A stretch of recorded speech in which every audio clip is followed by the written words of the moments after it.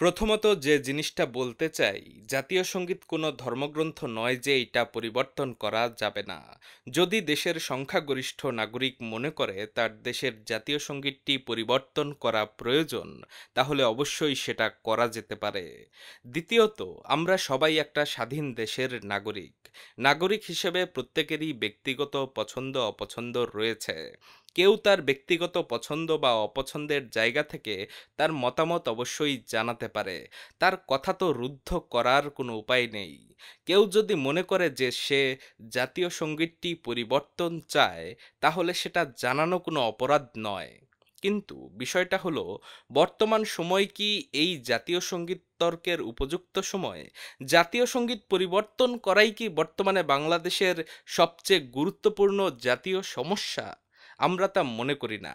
আমরা শুনেছি আগামী কিছুদিনের মধ্যেই মিয়ানমার ভেঙে যেতে পারে। পত্রিকায় আমরা দেখেছি মিয়ানমার থেকে আলাদা হয়ে স্বাধীন হতে পারে আরাকান।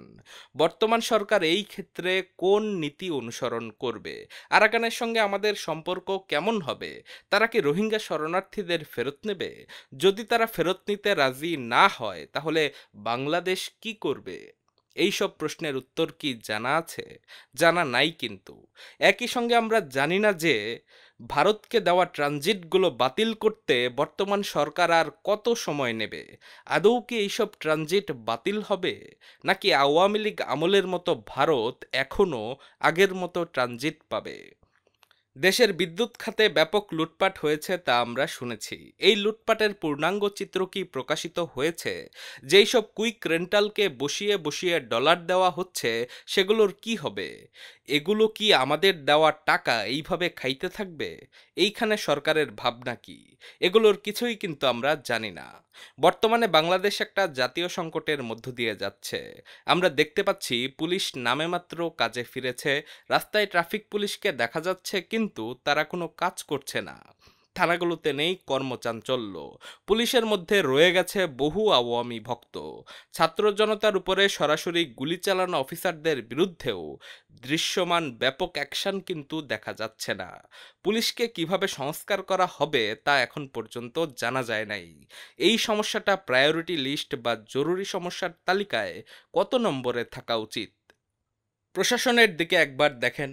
আমাদের প্রশাসনকে কি আওয়ামী মুক্ত করা গেছে? এখানে সংস্কার প্রক্রিয়া কিরকম হতে পারে? এখানে কিভাবে সংস্কার করা হবে? এসব কি আমরা জানি? এখনো কিন্তু জানি না। দেশ থেকে বিপুল পরিমাণ টাকা পাচার হয়েছে তা আমরা জানি, কিন্তু এই টাকা ফেরত আনার রোডম্যাপ কি? শত শত বিলিয়ন ডলার পাচার হয়েছে। কিভাবে এগুলো দেশে ফিরিয়ে আনা হবে? শীর্ষ পাচারকারী কারা? তাদের শাস্তি কি হবে? কিভাবে হবে? এইসব প্রশ্নের উত্তর কি আমরা জানি? এখনো কিন্তু জানি না।